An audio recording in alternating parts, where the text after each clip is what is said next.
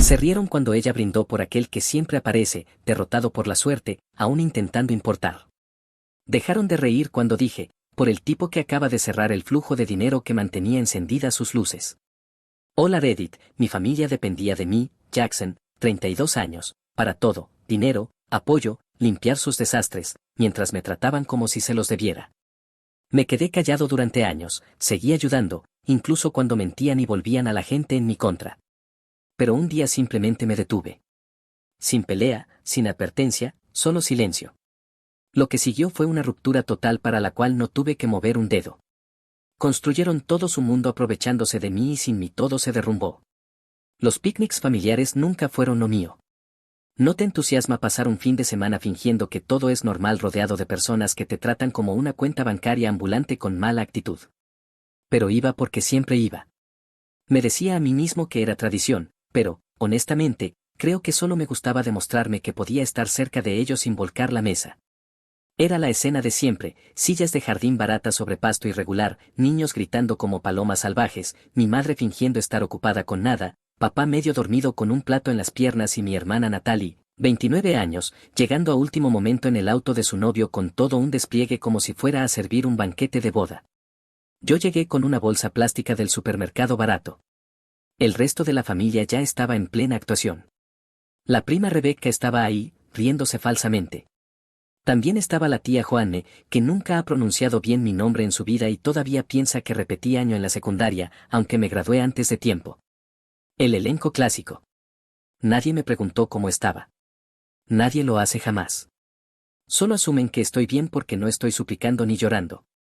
Me senté, abrí mi refresco y dejé que los comentarios pasivo-agresivos hicieran su recorrido habitual por el jardín. Alguien hizo un comentario sobre cómo nunca llevo pareja. Otro sobre cómo nunca sonrío en las fotos. Mi madre lanzó uno sobre que algunos de nosotros sí sabemos madurar, mientras me miraba fijo, como esperando una reacción. No se la di. La estaba guardando. Llevábamos 2 horas cuando mi hermana se levantó con su copa de vino alzada, como si estuviera en una cena de ensayo. Todos se callaron. Sabían que le encantaban sus pequeños discursos. Sonrió con esa sonrisa apretada y condescendiente que se ve bien en fotos pero se siente como una bofetada en persona. Dijo, por aquel que siempre aparece, derrotado por la suerte, aún intentando importar. Se rieron.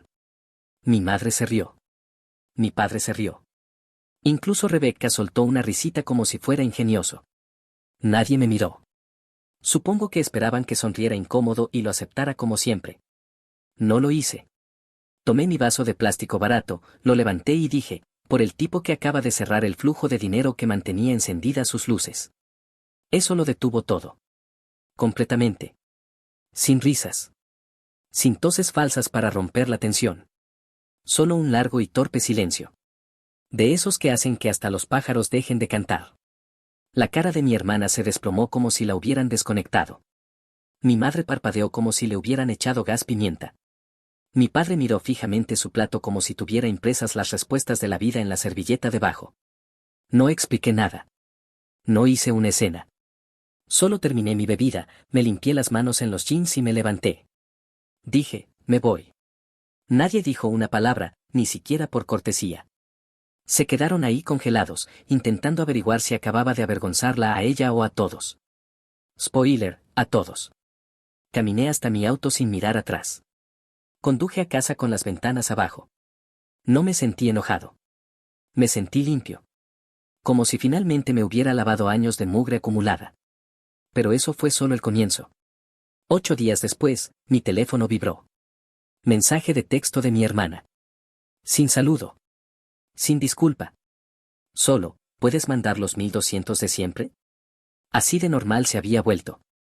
Como si yo fuera un servicio por suscripción. No respondí de inmediato. Dejé el mensaje en visto y seguí con mi día. Di una larga caminata, me compré el almuerzo en ese diner con las papas hash grasosas. Básicamente viví como un tipo que no está siendo manipulado emocionalmente. Más tarde esa noche respondí, no. Ella intentó llamar. No contesté. Luego vino el siguiente mensaje, ¿cómo que no? ¿Hablas en serio? No puedes simplemente parar. Está difícil ahora. Isen ha estado buscando trabajo. Ya voy atrasada. Ese me dio un poco de risa. Isen ha estado buscando trabajo desde el 2020. Él cree que mirar LinkedIn cuenta como postularse. Mi respuesta, múdate con mamá y papá, ellos tienen espacio. Su respuesta fue inmediata, eso es ridículo, estás siendo vengativo. Le dije, nah, solo cansado. Tal vez intenta vivir dentro de tus posibilidades. No respondió después de eso. Pero el silencio no duró mucho. Al día siguiente recibí un mensaje de voz de mi madre. Es largo, y claramente intenta sonar calmada, pero está enojada. Se nota bajo el tono dulce falso. Dice que somos familia, que nos ayudamos entre nosotros, que estoy exagerando todo. Le respondí por mensaje, si te preocupa tanto, ayúdala tú, pero no me pidas que pague por gente que me trata como una broma y se burla mientras me chupan la sangre. Una hora después me llama mi padre, ¿así que de verdad la vas a dejar sin ayuda? Sí. Y ya que estamos, tal vez empieza a prepararte para cubrir tu propia hipoteca. No voy a pagar el próximo mes. Silencio. Luego una risa nerviosa, como si pensara que estaba bromeando. No lo estaba. Y por primera vez en mucho tiempo, pude sentir que todo estaba cambiando. Fue pequeño al principio, silencioso, pero real. Solo que ellos todavía no lo sabían. No respondí a sus mensajes durante una semana. No porque estuviera intentando ser dramático o enviar algún mensaje silencioso. Simplemente no me importaba lo suficiente como para molestarme. El silencio no fue planeado, fue natural. Había llegado a ese punto en el que ya no estaba enojado, solo cansado. De hecho, estaba durmiendo mejor. Entonces recibí el correo. Era una de esas alertas de fraude, de un banco que no había usado en años. Aparentemente, alguien había intentado solicitar una tarjeta de crédito usando mi nombre. No al nivel de robo de identidad sofisticado, más bien del tipo, conozco el número de seguro social de mi hermano porque una vez fue codeudor de mi auto. Algo bastante chapucero. Me quedé mirando el correo durante un minuto entero, ni siquiera sorprendido, solo impresionado por la audacia. No tenía que adivinar quién había sido. Solo había dos personas en este mundo que tenían esa información. Uno era yo. La otra estaba actualmente en caída libre con zapatillas de diseñador falsas. Debería haber congelado mi crédito en cuanto la dejé sin ayuda, pero una parte de mí no creía que se rebajaría tanto. Eso fue culpa mía. Lo denuncié, congelé la cuenta, configuré todas las alertas y bloqueos posibles. Si ella quería cavar más hondo, tendría que hacerlo sin arrastrarme con ella. 2 días después me envió una solicitud por Venmo. No un mensaje, no un lo siento, metí la pata, solo una solicitud de $1,200 etiquetada como acuerdo de apoyo de abril. Acuerdo, como si tuviéramos un contrato. Estaba intentando hacerlo parecer como si yo hubiera aceptado enviarle pagos mensuales, como si fuera un servicio programado. Miré la etiqueta de la solicitud por un segundo y luego la rechacé. No la bloqueé. Quería que viera que lo vi y aún así le dije que no. Lo siguiente fueron las publicaciones en redes sociales.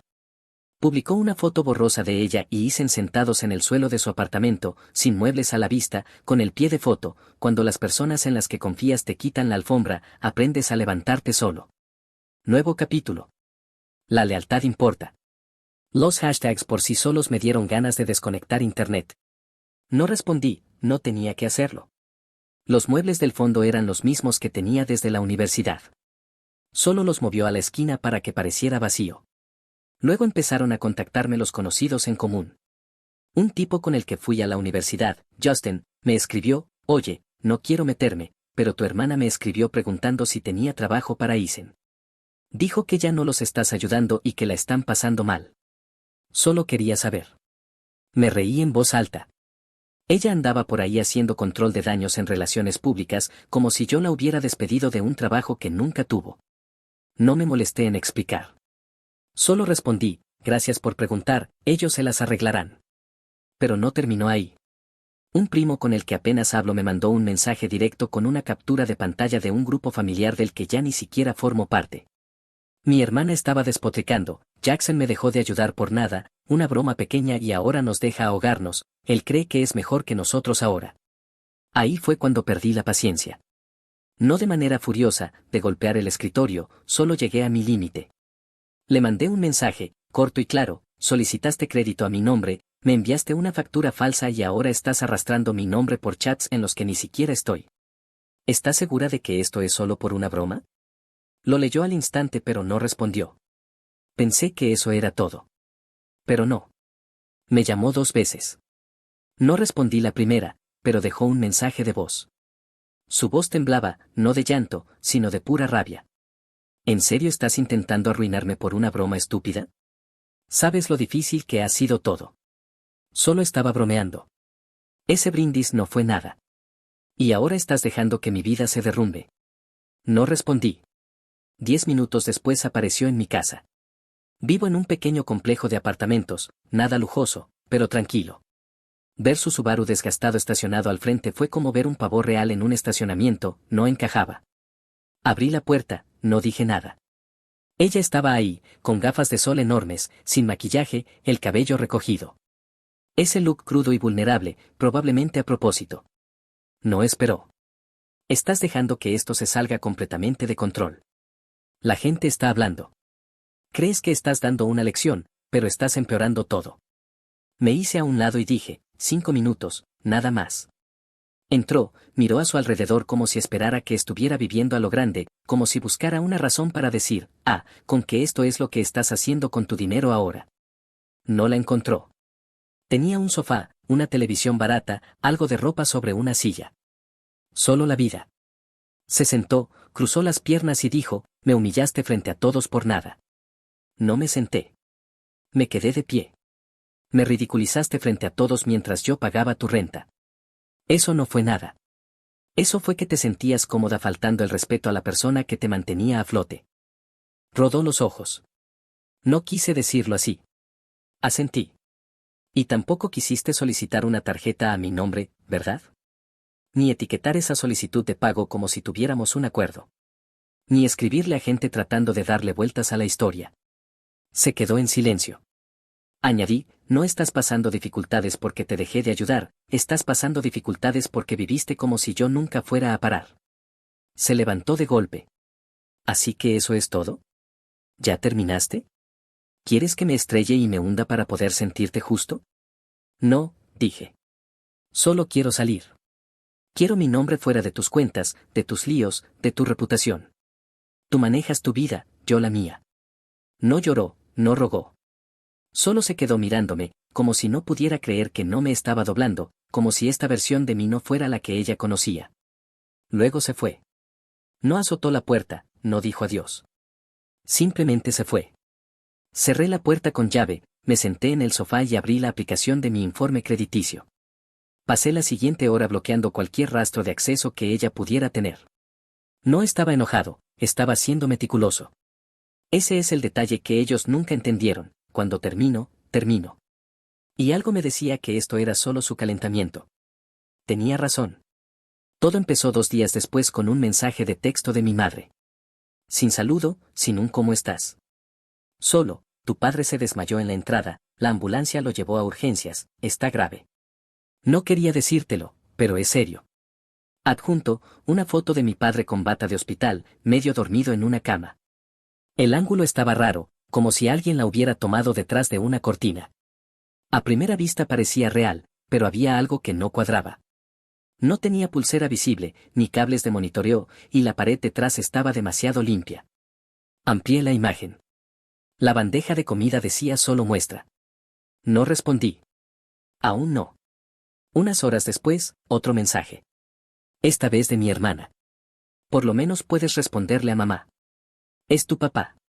Luego vino lo más fuerte, un archivo PDF titulado Factura Urgencias Mayo.pdf, con un total de $6,450. Lo abrí. Supuestamente era de un hospital cercano. Parecía medio profesional, tenía su logo, un desglose falso de servicios, evaluación de emergencia, examen cardíaco, triaje avanzado. Pero ya había visto ese logo antes, no en el hospital, en Canva.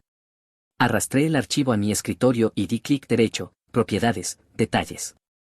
El archivo fue creado esa misma mañana. Autor, el nombre de usuario del portátil de mi hermana. Ni siquiera lo renombró. Simplemente lo creó y lo mandó, como si yo no fuera a verificar. Realmente pensaron que era así de fácil. No respondí de inmediato. Simplemente llamé al hospital. Di el nombre, la fecha, la situación. Muy amablemente me dijeron que no había ingresos en urgencias con ese nombre, nada en los registros, ninguna factura. Tomé una captura del registro de llamadas y la guardé junto con la factura falsa. Mi carpeta ya estaba bien gruesa. Luego revisé Facebook. Mi primo había publicado algo extraño. Un enlace a GoFundMe titulado Ayuda a nuestro papá a recuperarse, con una historia triste debajo. Nuestro papá colapsó por estrés, hemos sido abandonados por la única persona que podía ayudarnos y estamos intentando todo para recaudar fondos. Cualquier cosa ayuda, incluso solo compartir. No decía mi nombre, pero no hacía falta. Los comentarios familiares llenaban los espacios en blanco. Increíble que Jackson hiciera esto. Siempre pareció frío, pero esto es otro nivel. Estamos rezando por ustedes. No se merecen esto. Me convirtieron en el villano en público, mientras yo estaba sentado en mi escritorio mirando una factura falsa hecha en Canva, viendo cómo llegaban las donaciones de gente que ni siquiera los quería. $20 aquí, 50 allá. La audacia ya ni siquiera sorprendía, solo daba pena. Respiré hondo, tomé mi portátil y comencé a compilar cada dólar que les había enviado el último año, cada pago de renta, capturas de pantalla de la factura falsa con sus metadatos, confirmación de la llamada al hospital, capturas de los mensajes de texto y la solicitud de pago por Venmo, incluso la página de GoFundMe.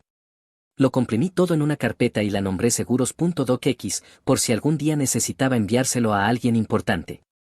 No porque quisiera vengarme, sino porque no iba a dejar que me arrastraran públicamente personas con la brújula moral de un calcetín mojado. Esa noche recibí una llamada de la tía Claire. Sonaba como si hubiera estado llorando. Lo siento mucho por tu papá, acabo de donar, espero que todo mejore pronto. La dejé hablar. Luego dije, él está bien, nunca fue al hospital. La foto fue montada.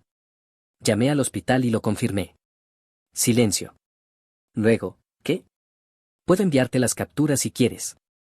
También el GoFundMe. Lo crearon esta mañana. No existe ninguna factura médica. Lo revisé. Más silencio. Luego murmuró algo como no lo sabía y colgó. Sabía que esa información se difundía más rápido que la recaudación. A la mañana siguiente, el GoFundMe había desaparecido. También la mayoría de las publicaciones de mi primo.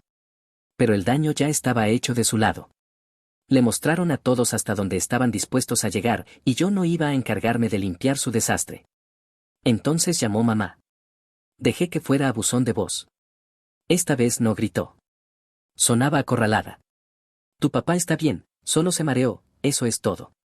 No queríamos asustarte. Las cosas han sido difíciles últimamente. Estamos haciendo lo mejor que podemos, Jackson. Sin disculpas, sin asumir la factura falsa, sin mencionar la mentira del GoFundMe. Solo retrocediendo con tonos suaves y palabras vagas. Guardé el mensaje de voz y lo añadí a la carpeta. Ese mismo día recibí una captura de pantalla de otro primo. Aparentemente, mi hermana le había escrito directamente pidiendo un pequeño préstamo de $2,000 y dijo que yo se lo devolvería. Sí, usó mi nombre. Literalmente le dijo a la gente, no te preocupes, Jackson lo solucionará cuando las cosas se calmen. Como si yo fuera una línea de crédito que se le olvidó cancelar. Le respondí al primo con una sola frase, no le des ni un centavo. Luego envié un mensaje grupal a algunos familiares en los que confiaba, si alguien le presta dinero con la idea de que yo lo voy a devolver, están solos, terminé de financiar este circo.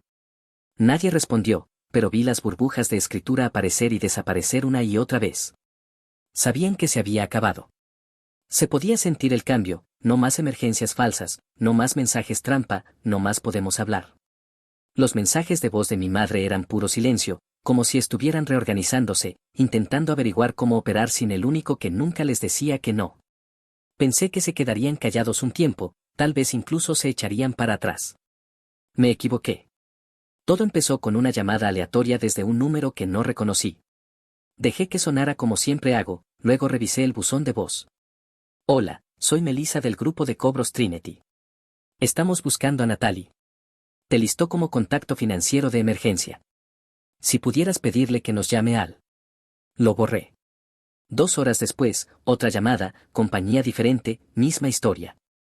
Aparentemente, mi hermana me había estado listando como su respaldo durante años, tarjetas de crédito, préstamos de día de pago, incluso uno de una empresa turbia de reparación de crédito con un sitio web que parecía creado en 2004. Cada vez que ignoraba una llamada, aparecía otro mensaje de voz. Estaban acercándose rápido, como si en el segundo en que se cortó el flujo de dinero familiar, cada deuda impaga empezara a salir de debajo de la alfombra. No respondí.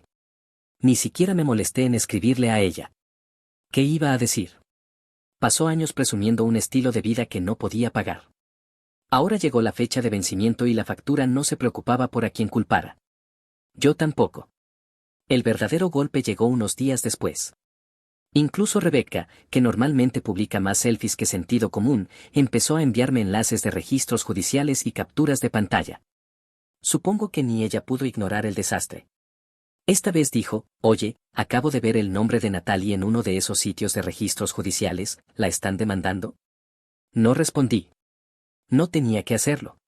Entré al sitio, escribí su nombre, y ahí estaba, 2 demandas, una de un banco, otra de un grupo de consolidación de deudas, alegando que falsificó sus ingresos en la solicitud. Fraude, no a nivel federal, pero suficiente para meterla en un gran lío. Resulta que ya había estado bajo investigación durante meses. Cosas silenciosas, revisiones de antecedentes marcadas, solicitudes rechazadas, información rebotada.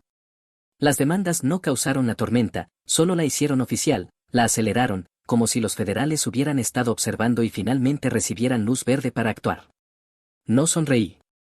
No me regocijé. Solo me recosté y lo leí todo, como si fuera el pronóstico del clima. La tormenta está aquí, toma un paraguas, o no. 3 días después, Isen desapareció. No se fue poco a poco con el tiempo. Desapareció. Su nombre fue eliminado de todas las redes sociales, las fotos cursis de la pareja fueron borradas, y Natalie publicó una basura de frases sobre proteger tu paz. Clásica evasión. Yo supe lo que había pasado antes de que alguien me lo dijera. Él se fue, probablemente en el mismo momento en que las cosas se pusieron serias. No más alquiler cubierto, no más comida para llevar lujosa todas las noches, no más fingir que vivían en una comedia romántica de Netflix. Solo facturas, demandas y servicios sin pagar. Él no estaba hecho para eso, ella tampoco. Lo que lo hacía peor, o más bien más gracioso, era que ella intentaba actuar como si lo hubiera echado, como si estuviera eligiéndose a sí misma. Chica, él salió volando de ese estacionamiento antes de que la notificación de desalojo tocara la puerta. El chat familiar permaneció en silencio. Pensé que al menos uno de los primos me preguntaría qué estaba pasando, pero nadie lo hizo. Porque todos sabían la respuesta, Jackson dejó de pagar y todo se vino abajo. La única razón por la que supe cuán mal estaban las cosas fue porque una ex vecina de mis padres me escribió de la nada. Una señora llamada Barbara, que solía traer pan de plátano cuando era niño. Escribió, no quiero meterme en nada, pero tu madre pasó por aquí preguntando si conocía a alguien que pudiera prestarle $500. Dijo que era para medicamentos. Medicamentos, claro. Le agradecí y le dije que ya no estaba involucrado. No insistió, solo dijo que lamentaba que todo llegara a esto.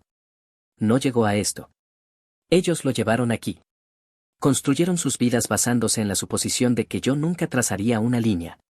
Que sin importar cuánto se burlaran de mí, cuán poco respeto mostraran, yo seguiría pagando como si fuera mi trabajo. Y cuando eso se rompió, todo lo demás también. Los documentos judiciales empezaron a acumularse. Una semana después llegó otro. El arrendador presentando una demanda por alquiler impago de un segundo apartamento a nombre de Natalie. Probablemente uno que dejó vencer o que intentó subarrendar sin permiso. ¿Quién sabe? ¿A quién le importa?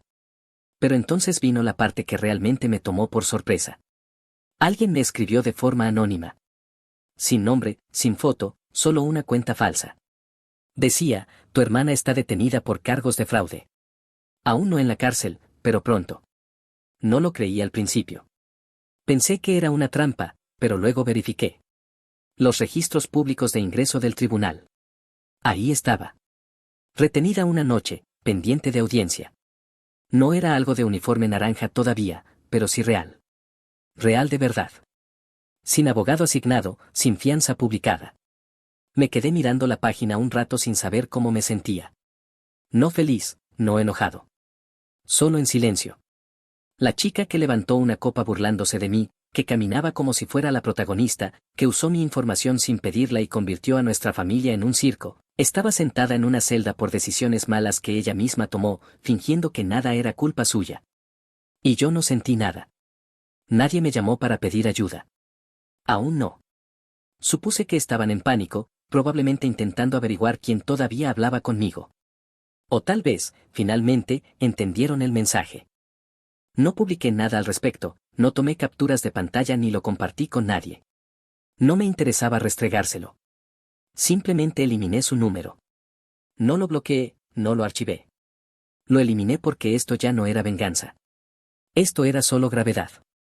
Ella vivió en una mentira durante demasiado tiempo, pasó tarjetas que no podía pagar, menospreció a las personas a las que les debía dinero, se rió de la única persona que la mantenía a flote, y ahora estaba cara a cara con el mundo real. Sin filtros, sin brindis falsos, sin red de seguridad, solo consecuencias. Y yo no perdía el sueño por nada de eso. Eliminé su número, borré todos los antiguos hilos de mensajes familiares, bloqueé las cuentas secundarias de mi madre, cambié mi correo principal y configuré el reenvío por si intentaban colarse otra vez. Incluso dejé de revisar las historias de mis primos. No quedaba nada por ver. Estaba tranquilo. Demasiado tranquilo. Debería haber sabido que no habían terminado. No gente como esa. Personas que pasan años alimentándose de alguien no se alejan fácilmente. Encuentran nuevas formas de volver a meterse. Todo comenzó con una carta, una real, en el buzón. Sin remitente, solo mi nombre y el número de mi apartamento escrito a mano, como si fuera una invitación de boda. Dentro había un aviso del IRS. Decía que se había recibido una denuncia contra mí por posible ingreso no reportado y actividad financiera sospechosa. Aparentemente, alguien creía que yo tenía acuerdos financieros familiares no declarados e ingresos recurrentes ocultos de arreglos privados, lo que sea que eso signifique. El papel no me acusaba directamente de nada, era solo una de esas auditorías molestas que envían cuando alguien hace suficiente ruido. Lo leí 2 veces. Era real. No era una estafa de suplantación ni un engaño. Verifiqué la línea directa, el ID de contacto, el código de oficina. Todo legítimo. Era una revisión verdadera que se estaba abriendo contra mí porque alguien presentó una denuncia. Y sabía exactamente quién había sido. Nadie más sabía nada sobre los pagos que solía hacer. Nadie más habría redactado eso así. Arreglos privados. No era solo jerga inventada. Era alguien intentando torcer la ayuda que les di en algo criminal. Estaban intentando hacerlo sonar como si yo formara parte de algún intercambio de dinero en negro, como si estuviera manejando algún tipo de alquiler no registrado o actuando como prestamista sin licencia. Fueron ellos. Tenía que ser. Nadie más conocía mis finanzas lo suficiente como para falsificar esto. Y solo ellos pensarían que delatarme al IRS contaba como alguna lección torcida sobre las consecuencias familiares. Culpa convertida en arma, pero con papelería del gobierno. Cerré el sobre y me quedé mirando la mesa unos segundos. No por pánico. Solo dejando que se asentara el hecho de que realmente lo habían hecho. Que mis propios padres, después de todo, habían presentado un informe contra mí con la esperanza de asustarme para que regresara arrastrándome. Y apostaría cualquier cosa a que pensaban que funcionaría. Probablemente se imaginaron que entraría en pánico, los llamaría, suplicaría arreglar las cosas antes de que el gobierno se enterara. Ya podía oír la voz presumida en la cabeza de mi madre, tal vez ahora nos tomará en serio. No los llamé. En su lugar, imprimí cada transacción que había hecho con ellos. Saqué mensajes antiguos, textos donde casualmente admitían cosas como, gracias por cubrir el alquiler otra vez o puedes enviarme lo de siempre. Cosas que nunca pensaron que volverían. Luego llamé a mi contadora. Respondió en el segundo timbre. Acabo de ser señalado para una revisión, dije. Alguien presentó una queja anónima diciendo que tenía actividad financiera no reportada ligada a la familia. Hizo una pausa. ¿Sabes quién? Tengo mis sospechas. Pasamos la siguiente hora revisando todo. Cada transferencia ya estaba declarada. No había ocultado nada. Ningún ingreso por fuera del libro. Ninguna actividad sospechosa en Venmo. Todo limpio. Me dijo que no me preocupara, que enviaríamos la documentación, que entregaríamos el paquete de respuesta anticipadamente y marcaríamos la denuncia como potencialmente retaliatoria si yo quería presentar pruebas adicionales. ¿Tienes idea de quién podría haberlo hecho?, preguntó de nuevo, esta vez con más cuidado. Sí, respondí. Son las personas que solían cenar con mi dinero y aún así se reían de mí. No dijo nada, solo empezó a armar el paquete. Al final del día, tenía una carpeta lista para enviar. Documentación completa, declaración de defensa, prueba de asistencia previa sin condiciones, sin contratos, sin ingresos recibidos. Adjunté capturas de pantalla que mostraban que todo había sido en una sola dirección. El último archivo que añadí fue una nota de voz de mi padre, antigua, una donde decía: no tenías que hacerlo, hijo, pero gracias por ayudarnos otra vez. Esa quedó arriba de todo. Unos días después, dejé el paquete completo en la oficina postal. Envío certificado, rastreado. Listo. Nunca los enfrenté directamente. Aún no. Quería ver qué intentaban después. Probablemente pensaban que la auditoría me haría regresar al redil. Como no lo hizo, aumentaron el drama. Y como reloj suizo, recibí otra carta. Esta vez no era del IRS.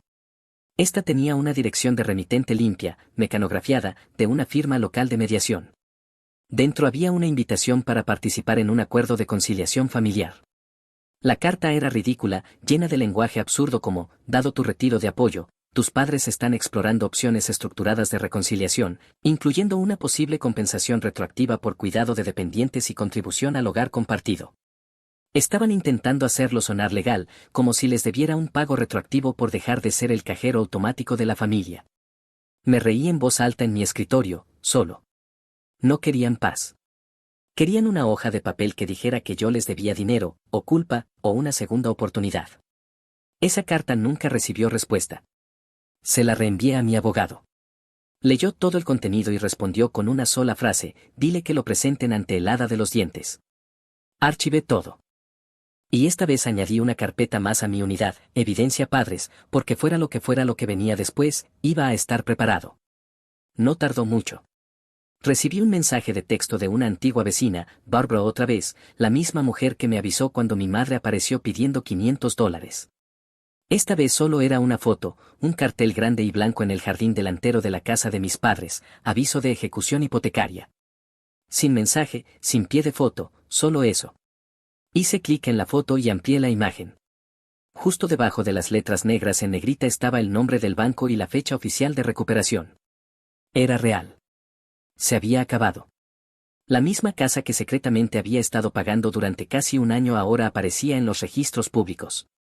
La misma casa sobre la cual mintieron, detrás de la cual se escondieron y fingieron que estaban manejando bien sin mí. Se terminó. No dije nada, pero alguien más sí. Una hora después recibí un reenvío por correo de un compañero de trabajo. Uno de esos de: tienes que ver esto. Era una publicación en Nextdoor compartida por alguien de su zona. El pie de foto decía: triste ver a una familia de toda la vida perder su hogar, especialmente sabiendo que su hijo intentó ayudar y ellos lo arrastraron por el barro en su lugar. Debajo había una cadena de respuestas: nada explosivo, solo vecinos que estaban de acuerdo en silencio, confirmando cosas, diciendo cómo me habían visto en la casa a lo largo de los años, cómo siempre fui educado, cómo nadie se dio cuenta de que yo era quien sostenía todo. Se difundió en silencio. Los comentarios no eran de enojo, eran de decepción. Eso fue peor para mis padres. No solo parecían arruinados, parecían expuestos. Para el final del día, ya había visto capturas de pantalla de dos grupos de chat diferentes, uno con viejos amigos de la familia, otro de alguien con quien trabajó mi madre. Ambos con la misma energía, siempre actuaban como si él fuera el problema. Te hace pensar. No estaban enojados conmigo, estaban decepcionados. Habían creído la versión de mis padres durante tanto tiempo. Esa noche recibí un mensaje más de alguien que no esperaba: mi antiguo entrenador de secundaria, un tipo que apenas usaba el teléfono. Vi lo que pasó con tus padres. Orgulloso de cómo lo manejaste. No todos habrían sabido alejarse sin incendiar todo. No respondí, pero lo agradecí igual. Eso no fue el final. El siguiente golpe llegó 2 días después, un sobre con un aviso final de ejecución hipotecaria, pero esta vez dirigido a mí. De alguna forma, mi nombre seguía vinculado a la propiedad en los registros de contacto de la compañía hipotecaria. Me habían añadido como referencia durante una de sus extensiones sin mi consentimiento, probablemente meses antes de que los cortara. El banco quería verificar si planeaba intervenir. No lo hacía. En cambio, envié todo el paquete: avisos hipotecarios, registros financieros, incluso capturas de mensajes pasados, a mi abogado. Revisó todo y me respondió en menos de un día. Usaron tu nombre nuevamente como palanca financiera. Es hora de hacerlo oficial. Así que lo hice. Presentamos un informe formal de fraude y uso indebido de identidad, vinculado específicamente a la ejecución hipotecaria y a la queja anterior al IRS. Aún no los estaba demandando. Solo quería que quedara documentado y legalmente registrado. Envié un cese y desista a través de mi abogado, correo certificado, recibido con firma al momento de la entrega. Esa misma noche, mi teléfono vibró. Número bloqueado, mensaje de voz. Lo puse en altavoz mientras cenaba. Aparentemente, antes de que congelara todo, habían deslizado mi nombre en algunos formularios más, extensiones hipotecarias, información de contacto, lo que pudieron agarrar mientras yo todavía estaba cubriendo cosas. Chapucero, desesperado, pero no sorprendente. Confiaban en que yo nunca revisaría la letra pequeña. Era mi madre. Su voz era suave, quebrada, como si intentara sonar frágil. Sé que estás enojado, sé que las cosas se complicaron, pero tu papá no está bien y toda esta situación ha sido muy difícil para nosotros. No entiendo cómo puedes estar bien dejando que pasemos por esto solos. Somos tus padres. Ni un lo siento a la vista. Solo ese tono quejoso disfrazado de culpa. Guardé la grabación, la etiqueté y la añadí al archivo. Al día siguiente recibí una actualización del abogado. Habían respondido al cese y desista por correo electrónico. Chapucero. Su respuesta no fue emocional, fue ridícula. Afirmaban que la ayuda financiera que proporcioné había creado una expectativa razonable de asistencia continua y que cortarles el apoyo sin previo aviso les había causado angustia financiera irreparable. Mi abogado lo leyó y dijo, así no funciona la ley. Así funciona la manipulación. Presentamos una respuesta formal que cerraba cualquier responsabilidad financiera. Se acabó. Podían gritarle al vacío todo lo que quisieran. Nada cambiaría. Más tarde esa semana, un agente inmobiliario que conocía me envió un anuncio. Pensé que esto podría interesarte. Dirección familiar. Era su casa. Ya publicada. Propiedad del banco. Listada públicamente. Vaciada de todos los muebles. Las fotos mostraban habitaciones vacías, alfombra desgarrada, una persiana rota todavía colgando en el comedor, algunas decoraciones viejas aún clavadas en las paredes, como si se les hubiera acabado el tiempo o la energía para terminar de empacar. La casa no solo se veía vacía, se veía abandonada. Y por primera vez en años, sentí paz. Cerré el anuncio, reservé un viaje de ida a una cabaña a 3 horas de la ciudad, puse el teléfono en modo no molestar, empaqué una maleta, sin portátil, sin distracciones, solo yo. Sin culpa, sin llamadas entrantes, sin mensajes de tenemos que hablar, sin emergencias falsas, solo silencio.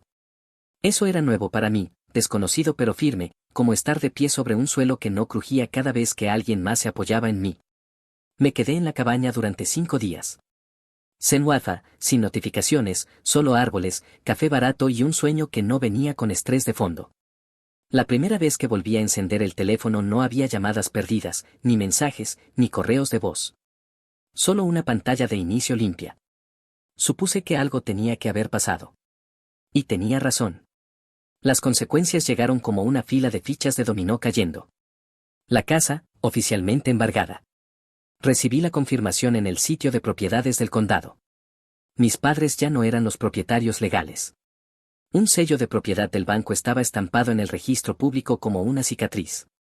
Fueron desalojados dentro de la misma semana en que se publicó la ejecución. No sabía a dónde fueron a parar. Motel, sofás prestados, tal vez alguien aún lo suficientemente ingenuo como para acogerlos. Pero su nombre había terminado en ese vecindario. La gente ya había visto la verdad. Su juego se había acabado.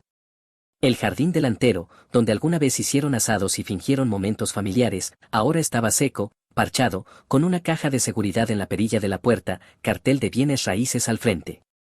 Bárbara, la misma vecina que silenciosamente me mantenía informado, me mandó una última foto. Hicieron las maletas rápido, dejaron muebles en la acera, ni siquiera cerraron la puerta del garaje al irse. Esa fue la casa familiar, desaparecida en una semana, así de simple. No me sentí mal. Mantuve ese lugar en pie durante meses, en silencio. Sin elogios, sin reconocimiento, solo retiros mensuales y comentarios sarcásticos. Y una vez que paré, se vino abajo como una casa de cartas construida en un túnel de viento. Luego estaba mi hermana. El arresto no fue casual. Tenía cargos acumulados, fraude de préstamos, uso indebido de identidad y esquemas de tarjetas de crédito que finalmente la alcanzaron. La mayoría de las deudas que había estado ocultando estaban bajo otros nombres. Personas que conocía, personas que ni siquiera sabían que estaban listadas. De algún modo, no me sorprendió enterarme de que había quemado al menos a 3 familiares más antes que a mí. Leí el resumen del caso en línea. Lenguaje frío, simple.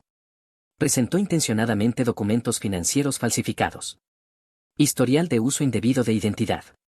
No se presentó a una citación anterior. Le dieron 6 meses en el condado, además de pagos de restitución que nunca podrá cubrir. Isen desaparecido, se esfumó antes de que aparecieran las esposas. Ella se presentó sola al tribunal. Uno de los primos me escribió un mensaje con una captura borrosa de su foto policial y el texto decía, "Damn". Eso fue todo lo que se dijo. El chat familiar básicamente estaba muerto. Nadie publicó, nadie la defendió, nadie inició un GoFundMe. Esta vez, mamá y papá en silencio. El último correo que recibí de ellos tenía 2 semanas de antigüedad. Había sido reenviado desde su intento fallido de mediación. Algo sobre reconsiderar nuestra relación. Lo ignoré y luego bloqueé la dirección. Nadie toca la puerta, nadie escribe, nadie pide nada más.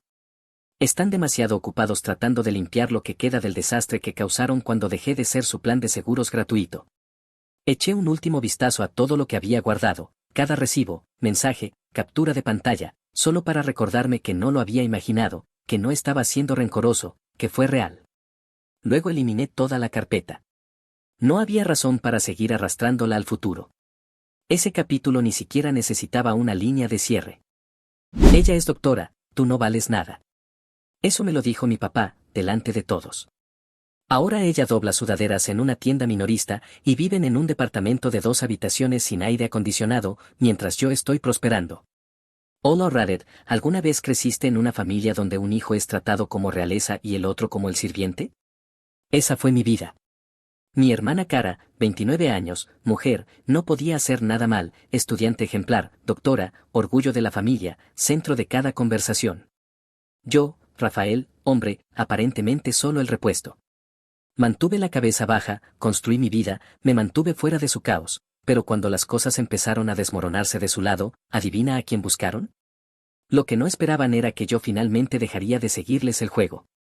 Y lo que vino después, sí, se lo ganaron segundo a segundo. Al crecer, pensé que la familia se suponía que significaba apoyo, amor, ese tipo de tonterías cursis de las comedias de televisión. Resulta que en mi casa significaba adorar a Cara y callarte la boca al respecto. Mi hermana mayor, la niña dorada, el futuro de la familia, aparentemente enviada del cielo para mostrarme cómo se ve la decepción. Cuando vivíamos en la misma casa, ella tenía 2 años más, estudiante de 10, saltó un grado una vez, entraba en el cuadro de honor como si fuera un pasatiempo. Y por supuesto, se convirtió en doctora, porque claro que sí. En el segundo que fue aceptada en la Facultad de Medicina, toda la casa se transformó en su club de fans personal. Mi mamá realmente lloró como si Cara acabara de curar el cáncer el día que recibió su carta de aceptación. Juro que mi papá imprimió su correo electrónico y lo enmarcó. Mientras tanto, yo estaba en la esquina como, genial, pasé matemáticas y ni siquiera levantaron la vista de sus teléfonos. Y eso fue solo el principio. Para cuando Cara finalmente se graduó y recibió su bata blanca y su estetoscopio brillante, era como vivir con la realeza. Todo lo que hacía se convertía en motivo de alarde. Venía a casa para las fiestas, estacionaba su Lexus nuevo frente a la casa, arrojaba su bolso Louis Vuitton en el sofá y pretendía que no olía el aire pobre que, aparentemente, yo traía conmigo. Día de Acción de Gracias, un resumen de logros de Cara, Navidad, el trabajo de caridad de Cara, incluso mi maldito cumpleaños una vez se convirtió en una celebración indirecta de Cara. Llevé a una chica que estaba saliendo conmigo a una cena familiar y Cara, sin rodeos, la miró de arriba a abajo y dijo, oh, wow, eres muy valiente por salir con alguien tan artístico. Ni siquiera soy artista, simplemente quería decir pobre. Cada vez que decía algo sobre mi trabajo, hago gestión de proyectos, nada elegante pero estable, mis padres lo ignoraban por completo o respondían como si les hubiera dicho que trabajaba en un puesto de limonada. Rafael, ¿has considerado conseguir un trabajo de verdad? Quizás algún día hagas algo que importe. Esa era su versión de apoyo. Una vez, y digo una vez, intenté hablar. Fue después de que Cara recibió un premio en el hospital y todos estábamos cenando en ese lugar raro y caro que ella eligió. Mencioné un proyecto que acababa de terminar en el trabajo, tratando de obtener tal vez el 5% de atención en la habitación durante 30 segundos. Mi papá me miró completamente serio y dijo, ella es doctora, tú no vales nada. Así, sin sonrisa, sin sarcasmo, directo al punto, como si yo fuera un error con el que aún estaban atrapados. Mi mamá se rió tanto que tuvo que secarse las lágrimas. Cara ni siquiera levantó la vista de su comida. Daniela, mi novia, también estaba allí, me apretó la rodilla debajo de la mesa, y esa fue la única razón por la que no exploté en ese momento. No dije nada, solo asentí y seguí comiendo. Ese fue el día que dejé de intentar ser visto. Cara, mientras tanto, podía hablar sobre suturarle un párpado a un tipo después de un accidente de auto y todos actuaban como si hubiera descendido del Olimpo. Ella simplemente tiene un don, dijo una vez mi mamá. ¿Y si crees que mis padres alguna vez intervinieron o le dijeron que parara? Para nada. Lo alentaban. Se reían, asentían, incluso agregaban sus propias indirectas. Mi mamá una vez me llamó su pequeño y creativo florecimiento tardío, como si yo fuera un niño pequeño jugando con bloques. El estatus dorado de Cara no se trataba de lo que hacía, era quien era para ellos, su historia de éxito, su orgullo para presumir, y yo solo era la nota al pie, el niño del también le va bien, supongo. Excepto que ni siquiera me iba mal. Tenía mi propio departamento decente, no grande ni pequeño, ahorros razonables, trabajo estable, sin deudas ni escándalos. Solo que no era lo suficientemente brillante como para importarles. Incluso las fiestas se volvieron raras. Cara traía regalos pretenciosos, vino importado, cuadernos de cuero elegante, quién sabe qué más, y luego ponía los ojos en blanco cuando yo llegaba con algo de tarjeta. Un año les regaló a nuestros padres una escapada de fin de semana en un spa. Yo les di un marco digital para fotos. Mi mamá ni siquiera lo abrió, solo dijo, oh, útil, y lo puso a un lado como si fuera un saco de papas. Daniela una vez me dijo que debería grabar esas cenas y venderlas como estudios psicológicos sobre cómo el síndrome del niño dorado arruina líneas familiares enteras. No estaba bromeando, ella vio lo peor. El cumpleaños en que mi propia mamá se olvidó de escribirme, pero publicó un collage de fotos de bebé de Cara con un pie de foto que decía, estamos tan bendecidos de tenerla. Ni siquiera me etiquetó. Y Cara, a ella no le importaba, ni siquiera fingía que le importaba. Sonreía con arrogancia en los eventos familiares, tomando su café caro y lanzando indirectas como si fueran confeti. ¿Todavía en ese departamento diminuto? ¿Todavía haciendo lo que sea que tú hagas? Mis abuelos fueron los únicos que realmente se preocuparon por mí sin que estuviera atado a Cara. Mi abuelo solía llamarme aparte y hacer preguntas reales, con verdadero interés por mi vida. Y mi abuela, ella decía que estaba orgullosa de mí, siempre. Pero eran mayores, callados, no del tipo de personas que se enfrentan al resto de la familia en voz alta. Así que sí, esa fue mi vida, Cara la reina, yo el bufón de la corte. Durante un tiempo pensé que quizás así sería siempre. Algunas personas nacen para hacer ruido de fondo, supongo. Pero luego las cosas cambiaron. No de repente, no de una sola vez, pero algo se movió. Y créeme cuando te digo, Cara no fue hecha para perder. Y yo no iba a hacer su plan de respaldo. Estaba trabajando hasta tarde una noche cuando vi el nombre de Cara aparecer en mi teléfono. No era un mensaje de texto, era una llamada directa, lo cual ya era bastante raro considerando que ella nunca me llamaba, a menos que fuera para presumir con falsa humildad sobre algún premio o para pedirme que le ayudara a configurar el Wi-Fi, como si yo fuera el técnico de la familia. Eran poco después de las 11 de la noche. Me quedé mirando la pantalla unos segundos, pensando que quizás se había equivocado de número, pero luego volvió a sonar, el mismo número. Contesté con un, ¿te equivocaste de número? Lo único que escuché fue llanto, sollozos feos, entrecortados, un llanto completamente roto. Por un momento pensé que quizá algo les había pasado a nuestros padres, no es que lo deseara, pero era la única explicación que tenía sentido. Cara no muestra vulnerabilidad. Rafael, dijo entrecortadamente, no sé qué hacer. No dije nada al principio, no porque me importara, sino porque mi cerebro aún estaba procesándolo. Esta era Cara, la hija dorada, la reina de hielo, actuando como si su mundo acabara de derrumbarse.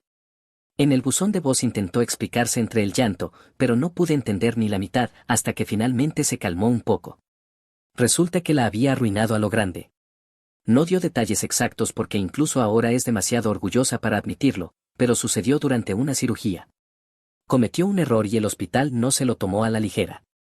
La despidieron, directamente. No la suspendieron, no la degradaron, despedida, y además, la familia del paciente la estaba demandando personalmente. Así que en un solo golpe perdió su trabajo, su salario, su reputación y estaba a punto de ser aplastada por honorarios legales que no podía ni comenzar a cubrir.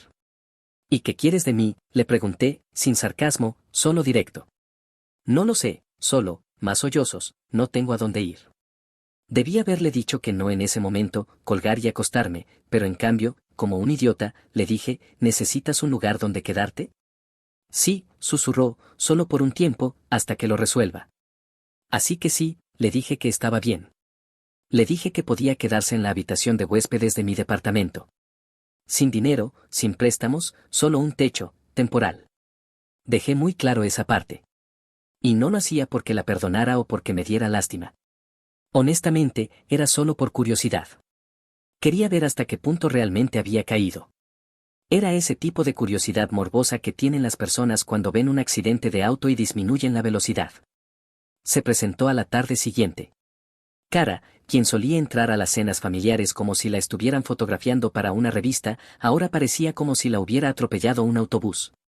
Cabello desordenado, pantalones de chándal 2 tallas más grandes, arrastrando 2 maletas y una bolsa como si acabara de escapar de un edificio en llamas.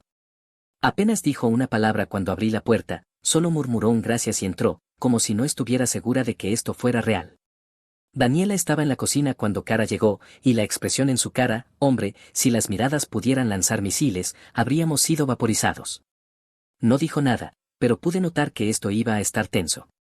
Déjame explicarte, Daniela lo recordaba todo, cada puñalada verbal que Cara había lanzado, cada comentario sarcástico sobre mi apartamento, sobre mi trabajo, sobre ella, especialmente sobre ella.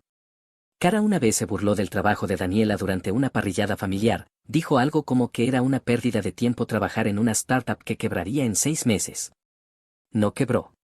A Daniela le va bien. Pero sí, eso se le quedó grabado.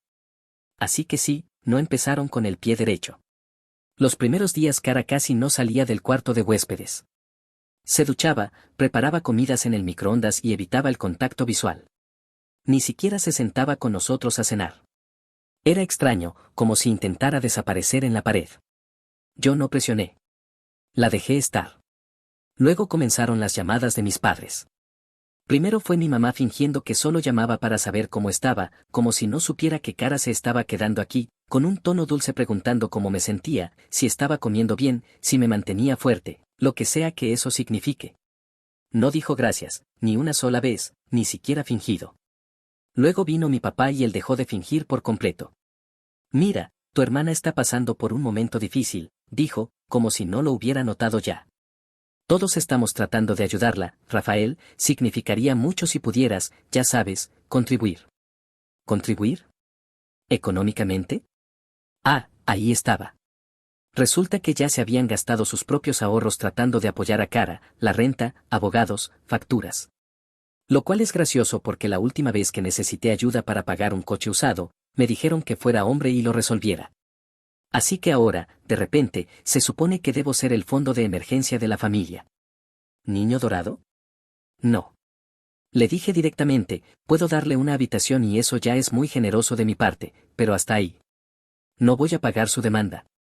Se quedó en silencio, luego intentó hacerme sentir culpable, diciendo cosas como somos familia y Cara dio tanto por esta familia, y mi favorita personal, ¿no quieres dar un paso al frente por una vez? Colgué. Las cosas comenzaron a ponerse raras después de eso. Cara se volvió entrometida. Hacía preguntas que no encajaban, como, ¿sigues trabajando en ese contrato grande? Carita sorprendida, todavía haces esos proyectos paralelos, ¿verdad? Cosas que parecían inofensivas al principio, pero luego la sorprendí mirando mi correo, mis estados de cuenta bancarios dejados en el mostrador, sí, pero aún así, estaba husmeando. Un día entré y la escuché hablando por teléfono. No quería escuchar, pero su voz se escuchaba por todo el pasillo. Estaba hablando con mamá. Creo que él tiene más de lo que aparenta, estaba diciendo, no lo sé todavía, pero lo averiguaré. Eso fue todo lo que necesitaba oír. No dije nada esa noche ni la siguiente. Esperé, observé.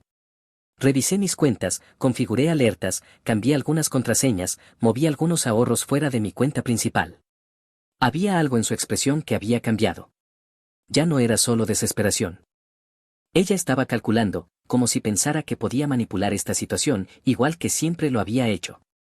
Pero yo ya no era el mismo Rafael de antes, y esta vez no iba a dejar que me usaran.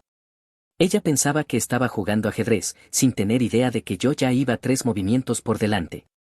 De todos modos, empezó a portarse amable, y ahí fue cuando supe que algo no cuadraba. Cara no era el tipo de persona que pedía perdón ni de repente encontraba amabilidad en su interior, pero 3 días después de aquella extraña llamada telefónica que escuché, la que le decía a nuestra mamá, él tiene más de lo que aparenta, salió del cuarto de huéspedes con el cabello cepillado y una sonrisita educada, como si nada hubiera pasado. Hola, dijo una mañana, hice huevos. Nunca había cocinado para mí en su vida. Deslizó el plato frente a mí como si de repente fuéramos compañeros de piso en buenos términos, se sentó frente a mí como si no hubiera pasado la última década mirándome como si yo fuera un chicle pegado a sus Jimmy Choos. Solo asentí y comí en silencio. Los siguientes días siguió con el show, preguntando cómo iba mi trabajo, soltando cumplidos en momentos extraños, riéndose demasiado cuando decía algo apenas gracioso. Siempre has sido inteligente, Rafael, solo que no lo muestras como otras personas. Ah, entonces ahora soy inteligente. No caí, simplemente me mantuve neutral, la dejé hablar.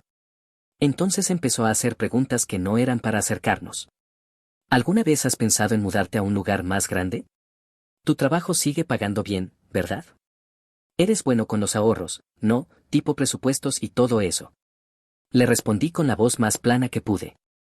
Era sutil la forma en que lo hacía, como si tratara de no sonar demasiado interesada. Pero yo he tratado con reclutadores, representantes de ventas, exnovias que querían una última conversación. Sé cuando alguien está tratando de sacar información. Ella estaba buscando una apertura, una debilidad, algo a lo que pudiera aferrarse. Daniela también lo notó.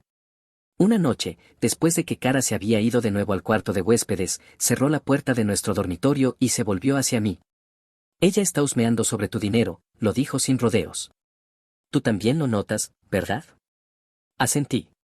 Tiene esa mirada, como cuando solía preguntarte si querías compartir un regalo para el cumpleaños de mamá y luego se llevaba todo el crédito. Me reí un poco. No le voy a dar nada bueno, porque si lo haces, corto contigo, me mudo y me llevo la freidora de aire. Justo, pero no tenía planes de entregarle ni un solo centavo. Aún así, necesitaba saber hasta dónde llegaba todo esto. Así que esperé. Un par de días después, llegué temprano a casa del trabajo. Normalmente aviso por mensaje antes, pero esta vez no lo hice. Entré en silencio y escuché su voz antes incluso de quitarme los zapatos. Estaba en la cocina, otra vez en altavoz, hablando con mamá. Me detuve cerca del pasillo, lo suficientemente cerca para oír pero no tanto como para que me viera.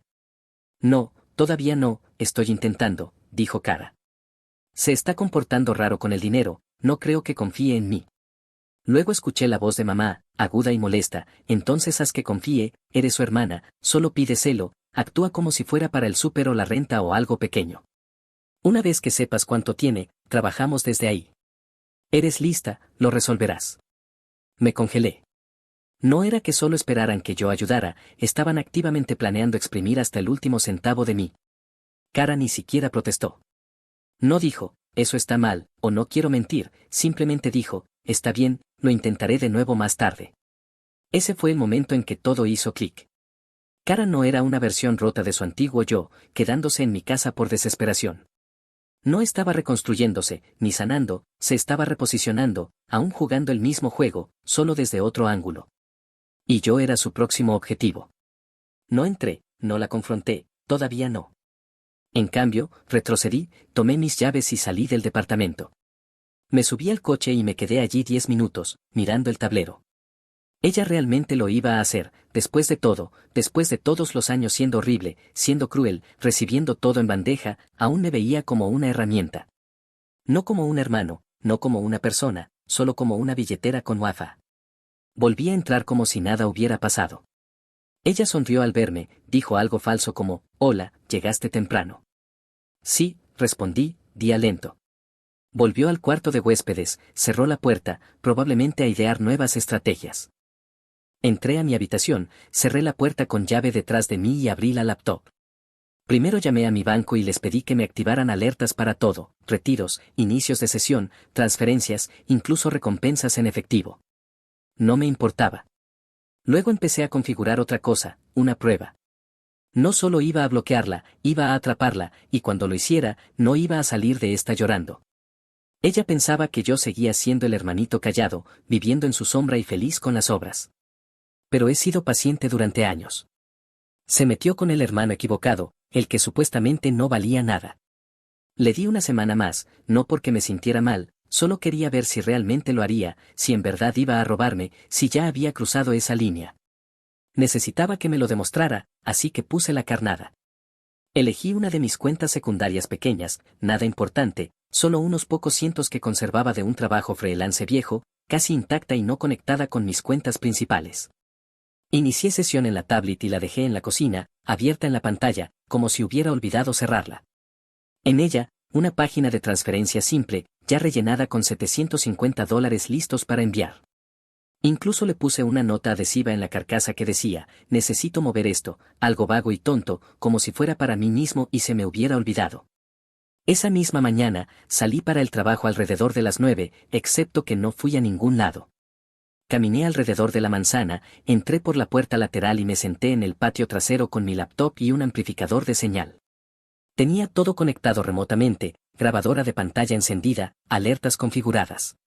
Estaba viendo todo desde la terraza como un fantasma.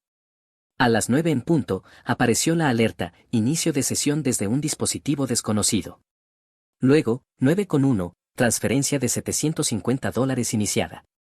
Abrí la grabación de pantalla. Ahí estaba Cara, sentada en mi mesa de cocina, completamente casual, como si estuviera haciendo compras en línea, no robando a su propio hermano. Ni siquiera se inmutó. Hizo clic en la transferencia como si fuera suya, confirmó el monto, presionó enviar y transfirió $750 a su propia cuenta corriente. Su nombre estaba allí, sin esfuerzo por ocultarlo, sin pensarlo dos veces. Limpió la pantalla de la tablet con un trapo de cocina y se fue como si nada hubiera pasado. Esperé un rato antes de entrar. Ella estaba en el sofá cuando entré, fingiendo leer un libro que probablemente había sacado del estante solo para aparentar. Me miró y sonrió como si todo estuviera bien. Hola, ¿por qué regresaste tan temprano? ¿Todo bien? No respondí. Caminé, dejé una carpeta sobre la mesa de centro y me senté frente a ella. Miró la carpeta, la abrió. Dentro había impresiones de la transferencia, capturas de pantalla, marcas de tiempo, su nombre, su cuenta, sus huellas digitales por todas partes. Su rostro se descompuso. ¿Qué es esto?, preguntó, aunque ya sabía. Tú dime. Se quedó mirando, sin decir nada. Me robaste, Cara. Solo estaba ahí. Sí, en mi cuenta, en mi dispositivo, en mi casa. No pensé que te darías cuenta. Ah, entonces eso lo hace aceptable. Luego se levantó, cruzó los brazos. Solo eran $750. Me levanté también. Entonces puedes devolverlos. Toma tus cosas y vete. ¿En serio me estás echando por esa cantidad? Te estoy echando porque planeaste hacer esto, porque estuviste al teléfono con mamá la semana pasada conspirando, porque me mentiste en la cara mientras husmeabas mis finanzas como una estafadora. Necesitaba ayuda, Rafael. Necesitabas ayuda, no. Querías que te rescataran, como siempre. Empezó a llorar, pero se sentía vacío, forzado. No estaba arrepentida, estaba furiosa porque la habían atrapado. Siempre me odiaste, dijo entre dientes. No, solo dejé de fingir que eras mejor que yo. Se fue furiosa al cuarto de huéspedes, azotó la puerta. Escuché cajones abriéndose, bolsas moviéndose mientras empacaba. Hice la llamada, presenté el reporte, subí las capturas, envié las marcas de tiempo, el video, todo. El oficial dijo que era más que suficiente para presentar cargos, robo, acceso no autorizado, quizás incluso fraude, dependiendo de cómo lo viera el fiscal. Le dije que adelante. No todo sucedió de inmediato, obviamente el proceso legal toma su tiempo, pero no necesitaba venganza instantánea, solo necesitaba que quedara registrado. Y quedó. Esa noche, mis padres aparecieron. No tocaron, solo entraron como si yo les debiera una maldita explicación. Presentaste una denuncia policial contra tu hermana, ladró mi papá, de pie en mi pasillo como si todavía tuviera alguna autoridad sobre mí. Sí, respondí, sin levantar la vista. Mi mamá se empujó entre nosotros, alterada. ¿Qué te pasa? Es tu familia. Ella me robó. Cometió un error. Qué curioso, cuando yo cometía errores, me decían que fuera un hombre y afrontara la vida. Eso es diferente. ¿Cómo? No respondieron. Me levanté y señalé hacia la puerta. Tienen 2 minutos para irse antes de que presente otro reporte, esta vez por allanamiento. Malagradecido, gruñó mi padre. Criaron a una ladrona, repliqué. Ustedes la hicieron así. Le permitieron pisotearme durante años mientras se reían de ello, y ahora esperan que lo deje pasar. No va a pasar. La voz de mi mamá se quebró. Te criamos, te alimentamos, te dimos un hogar. Sí, y en ese hogar se aseguraron de que yo supiera exactamente en qué lugar estaba. Cara primero, yo segundo, cuando les convenía. Se quedaron mirándome, furiosos, sin palabras. Abrí la puerta. El reloj corría. Se fueron. Cara no dijo ni una palabra en el resto de la noche. Terminó de empacar en silencio. A la mañana siguiente, ya se había ido. Pero yo no había terminado. Conduje hasta la casa de mis abuelos y me senté frente a mi abuelo en el comedor. Puse la carpeta sobre la mesa, le mostré las mismas pruebas. Leyó cada página, en silencio, concentrado. Luego me miró y dijo una sola palabra, bien. Y en ese momento supe que las consecuencias no eran solo mías para ejecutar. Él estaba a punto de desatar la tormenta. No pregunté a qué se refería. No hacía falta. Mi abuelo era un hombre callado, pero cuando tomaba una decisión, era definitiva. No había segundas oportunidades. No había vuelta atrás. 2 días después me llamó y dijo, cena este fin de semana, viene toda la familia. Eso fue todo. Luego colgó. No le conté mucho a Daniela, solo que estaría fuera el sábado por la noche. Ella levantó una ceja y dijo, funeral o baño de sangre. Me encogí de hombros. Con suerte ambos. Cuando llegué a su casa ya podía notar que no era una cena familiar normal. No había olores saliendo de la cocina, ni música ya sonando como solía poner la abuela. Solo silencio. Entré al comedor y ahí estaban. Cara sentada rígida en el extremo de la mesa, mis padres a cada lado de ella, mi abuela al lado del abuelo, con los brazos cruzados. Todos tenían cara de querer estar en cualquier otro lugar. Sin abrazos, sin saludos. Me senté y esperé. El abuelo dobló su servilleta, la colocó sobre la mesa y se aclaró la garganta. Tenemos que hablar. Cara miró hacia su regazo. Mi madre puso esa cara de preocupación falsa que siempre sacaba para momentos familiares dramáticos. Mi padre intentaba mantener el rostro serio, pero se notaba que estaba listo para estallar si no le gustaba lo que iba a escuchar. El abuelo no perdió el tiempo. Sé lo que pasó, dijo. Rafael me mostró todo. Silencio. Se volvió hacia mis padres. Sabían que ella le robó y en lugar de solucionarlo, intentaron hacerlo sentir culpable por defenderse. Está exagerando, saltó mi madre, ya a la defensiva. Fue un error. La abuela intervino tajante, no. Cometió un delito. La habitación se quedó en completo silencio. Accedió a su cuenta, continuó la abuela. Transfirió dinero, pensó que nadie se enteraría. Y cuando la descubrieron, no se disculpó. También los llamó a ustedes, y ustedes le dijeron que mintiera. Mi padre se inclinó hacia adelante, ya furioso. ¿En serio estás de su lado? Estoy del lado del que no robó, dijo el abuelo tranquilo, completamente serio. Luego sacó el testamento. El viejo no esperó. Los miró a todos a los ojos y dijo, vamos a actualizarlo. El rostro de mi madre se quebró como vidrio. ¿Qué? Todo lo que iban a heredar, dijo el abuelo deslizando los documentos por la mesa, está siendo eliminado. No recibirán la casa. No recibirán el fideicomiso. No recibirán el seguro de vida. Nada. He sido tu hijo durante 55 años, gritó mi padre. ¿Y qué hiciste con ese tiempo?, respondió la abuela. Criaste a una hija que cree que puede mentir, robar y manipular, y a un hijo al que ignoraste, a menos que fuera útil. Luego el abuelo se volvió hacia Cara. Lo tuviste todo, dijo. Toda la ayuda, todos los elogios, todo el dinero. ¿Y qué hiciste? Robaste a la única persona en esta familia que nunca te debió nada. Cara abrió la boca como si fuera a llorar. No salió nada. Estás siendo cruel, dijo mi madre. Esto no está bien. Él te está envenenando contra nosotros. No tuvo que decir nada, respondió el abuelo. Sus acciones lo dijeron todo por ustedes.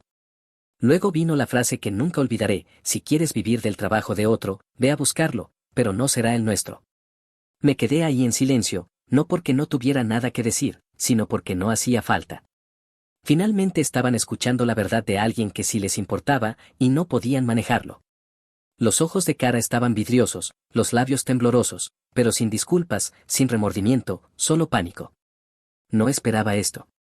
Pensaba que saldría impune del robo, que tal vez lloraría y luego recuperaría simpatía. Ya no. Mi padre intentó resistir una vez más.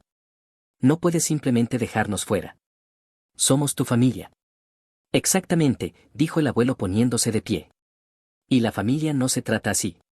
La cena terminó antes de comenzar. Mi abuela ni siquiera se molestó en sacar la comida. Solo se levantó, recogió el montón de papeles y salió de la habitación como si todo ya estuviera hecho, como si ya estuvieran borrados. Mi madre me miró al salir, el rostro pálido, la mandíbula apretada. Espero que estés orgulloso de ti mismo, siseó. No me inmuté. Lo estoy. Se fueron. Sin abrazos, sin falsas promesas de llamar. Solo hombros tensos y pasos pesados. Kara fue la última en salir. Esa noche, después de que todos se habían ido como fantasmas, recibí un mensaje de texto de Kara. La primera vez que me escribía desde que todo explotó. Rafael, sé que las cosas se salieron de control. No quería que terminara así, ¿podemos hablar? Ni siquiera dijo perdón. Solo esa basura vaga de paz falsa que siempre sacaba cuando necesitaba algo. Lo dejé en visto. La semana siguiente, me enteré. La actualización del testamento ya estaba notariada. El abuelo se movió rápido. No estaba bromeando. El testamento fue cambiado en cuestión de días. Recibí una llamada del abogado del abuelo solo para confirmar información de contacto. Y eso fue todo. Mis padres y Kara, eliminados por completo. No un recorte parcial, no aún recibirán algo pequeño, solo desaparecidos, borrados. Fue extrañamente silencioso después de eso. Sin llamadas, sin mensajes, sin nuevas manipulaciones emocionales. Al principio pensé que se estaban reorganizando, tratando de idear un nuevo plan, tal vez suavizar al abuelo o poner a la abuela en mi contra. Pero no vino nada. Luego, un lunes por la mañana, Daniela estaba comiendo cereal en la cocina, mirando su teléfono, y dijo: Dios mío. ¿Qué? Me mostró la pantalla.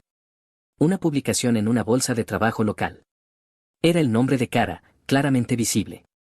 Se busca personal temporal de piso. Solicitante, ex titular de licencia médica. Parpadeé, tomé el teléfono, lo leí 2 veces. No mencionaba los cargos, pero no hacía falta. Todos en nuestros círculos extendidos ya lo sabían.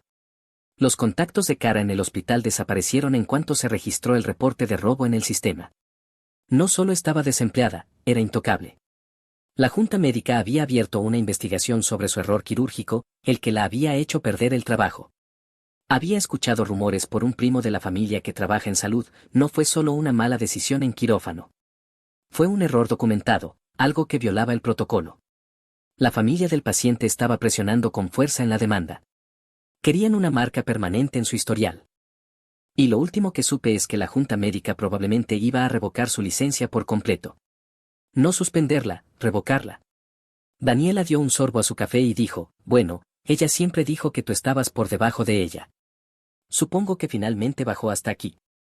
Me reí más de lo que debía. Estaba trabajando en venta minorista, no en gerencia, ni siquiera algo relacionado con farmacia, solo doblando camisetas y saludando a la gente, como si no soliera burlarse de ese tipo de trabajo. La chica que una vez se rió de Daniela por trabajar en una startup, ahora estaba vendiendo sudaderas en liquidación, fingiendo no reconocer a antiguos compañeros de trabajo. Y los padres, su situación se vino abajo aún más rápido. ¿Recuerdas cómo solían presumir ese estilo de vida modesto pero cómodo? Branches de fin de semana, muebles de moda, nuevos aparatos electrónicos cada año. Todo humo. Todo eso era financiado por Kara detrás de escena. Sin ella, estaban arruinados. El abuelo no solo cambió el testamento, también cortó su apoyo mensual. Resulta que durante años había estado ayudando discretamente con ciertas facturas, no mucho, pero lo suficiente para que no cayeran en deudas reales. Ni siquiera sabía que los estaba manteniendo a flote hasta que les quitó el apoyo. Supongo que mantuvieron ese detalle en silencio mientras me llamaban el inútil. Pero cuando se enteró de que habían estado explotando a ambos hijos, eso también se acabó. Se quedaron sin contrato de arrendamiento, no pudieron seguir pagando el condominio. Bajaron duro de nivel a un departamento barato de 2 habitaciones en esa parte de la ciudad de la que solían hablar en susurros como si estuviera maldita. Paredes con moho, vecinos ruidosos, sin aire acondicionado central, y tuvieron que compartirlo con Cara porque ella no tenía a dónde ir. Encima de todo, estaban endeudados. Nada más de vacaciones de lujo, ni cenas familiares arrogantes, ni fingir que todo estaba bien.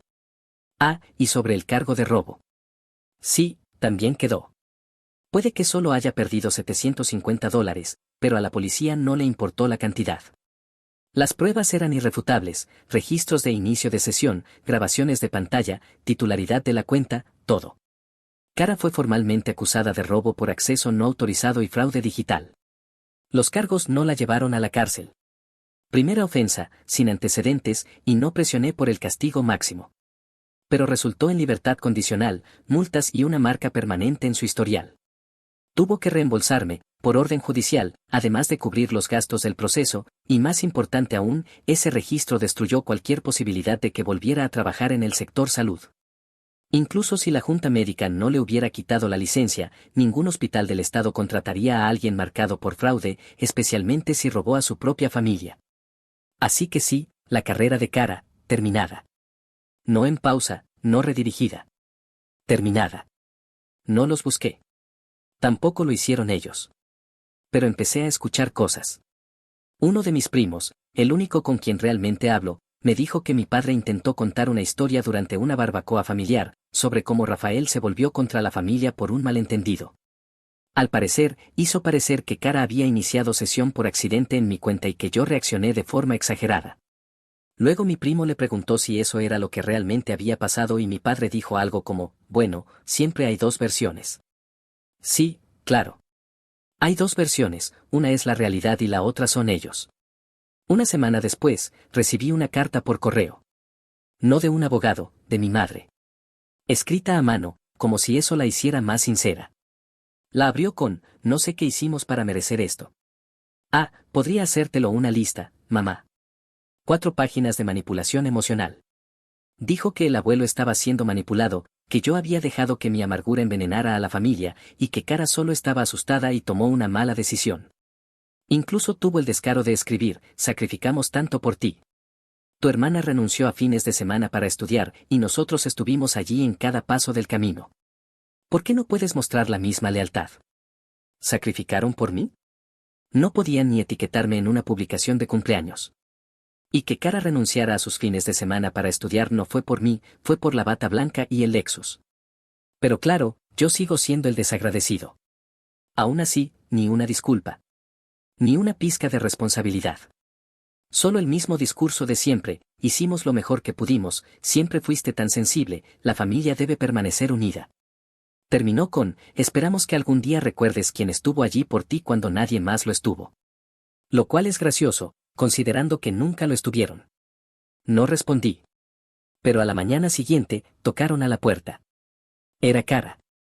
Sin maquillaje, con el cabello grasoso recogido en un moño desordenado, vestida con un polo barato de marca y pantalones beige de la tienda en la que estuviera trabajando. Parecía el fantasma de quien solía ser. ¿Podemos hablar?, preguntó. Me quedé en la puerta, no la invité a entrar. ¿Sobre qué? Miró al suelo. Solo, quería decir que lo siento. No hablé. La cagué, dijo. Pensé que nunca te enterarías, y cuando lo hiciste, no supe qué decir. Entré en pánico. Y ahora todo se ha ido. Crucé los brazos. Mi trabajo, mi departamento, mamá y papá están perdiendo la cabeza. Estoy trabajando en ventas, ventas reales, todo el día de pie, siendo regañada por clientes, niños gritando, gente ignorándome. Suena como la vida, dije. Ella me miró. No vengo a pedirte nada. Alcé una ceja. No dinero, añadió rápidamente. Lo juro. Solo que, supongo que no me di cuenta de lo mal que te traté. Pensé que era mejor. No pensé que estaba lastimando a nadie. Ese es el problema, dije. Nunca pensaste en nadie más. Asintió, se quedó en silencio. No vengo para que me perdones, dijo al cabo de un rato. Solo, necesitaba que supieras que ahora lo entiendo. No dije mucho más, solo me quedé ahí. Después de un momento, dio un paso atrás. Bueno, eso era todo lo que venía a decir. Luego se fue. La vi bajar los escalones con esos pantalones rígidos y esos zapatos feos. Esa era la misma chica que una vez se rió cuando le dije que estaba presupuestando para pagar la renta, la que dijo, ¿aún vives en esa cajita de zapatos? Ahora ella estaba atrapada en una caja de zapatos real. Y no sentí lástima. Ni siquiera un poco. Más tarde esa semana, Daniela y yo estábamos sentados en el sofá, comiendo pizza y viendo algo tonto. Me miró y dijo, ¿estás bien? Sí, respondí. ¿Por qué has estado algo callado últimamente? Lo pensé. Pensé en todo. En ser el hermano olvidado, la broma, el ruido de fondo en el carrete de momentos destacados de cara. En cómo todos me trataron como si solo estuviera ocupando espacio. Y como ahora, sin mí, todos apenas podían mantenerse en pie. Ya no estoy enojado, dije. Ella asintió. Solo estoy acabado. Esa noche dormí mejor que en años.